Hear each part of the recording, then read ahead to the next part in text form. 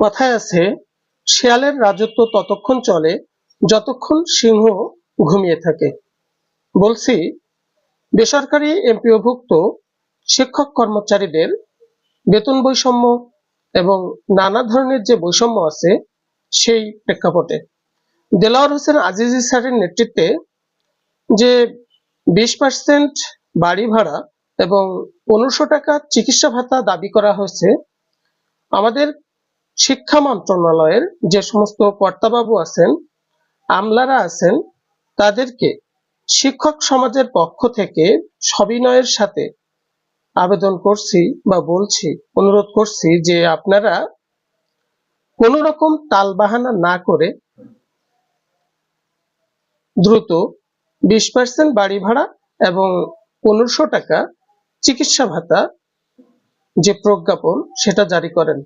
শিক্ষক সমাজ আর এই যে বেতন বৈষম্য সেটা কিন্তু মানবে না।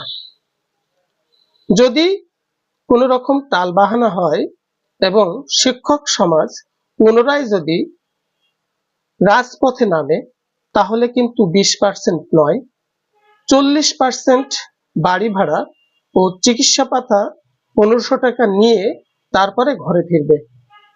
সো আমি আমাদের শিক্ষা মন্ত্রণালয়ের যে সমস্ত ঊর্ধ্বতন কর্মকর্তা কর্মচারী আছেন তাদেরকে অনুরোধ করব, আপনারা এই বৈষম্যগুলো আর রেখেন না, যত দ্রুত সম্ভব বৈষম্য কমান।